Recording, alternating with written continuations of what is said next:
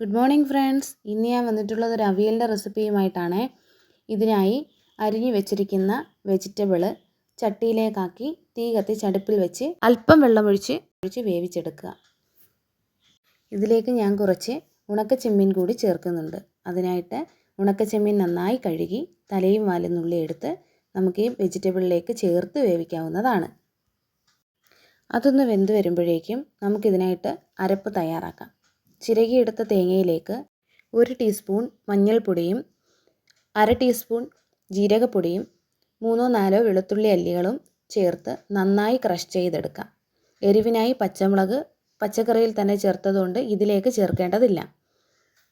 പച്ചക്കറിക്ക് ആവശ്യമായ ഉപ്പിട്ട ശേഷം നമുക്ക് ഇതിലേക്ക് അരപ്പ് കൂടി ചേർത്ത് വേവിച്ചെടുക്കാവുന്നതാണ്. വെന്ത് വരുമ്പോഴേക്കും ഒരു തണ്ട് കറിവേപ്പില കൂടി ഇട്ട് അല്പം വെളിച്ചെണ്ണയും തൂവി തീ ഓഫ് ചെയ്ത് വാങ്ങി വെക്കാം. സ്വാദിഷ്ടമായ അവിയൽ റെഡിയായി കഴിഞ്ഞു. പാലൊഴിച്ച നല്ല ചൂട് കഞ്ഞിയും ഈ അവിയലും തൊട്ടുകൂട്ടാൻ ഒരിത്തിരി അച്ചാറും കൂടി ആയാൽ സൂപ്പർ. നിങ്ങളെല്ലാവരും ഒന്ന് ചെയ്ത് നോക്കണേ. Thanks for watching.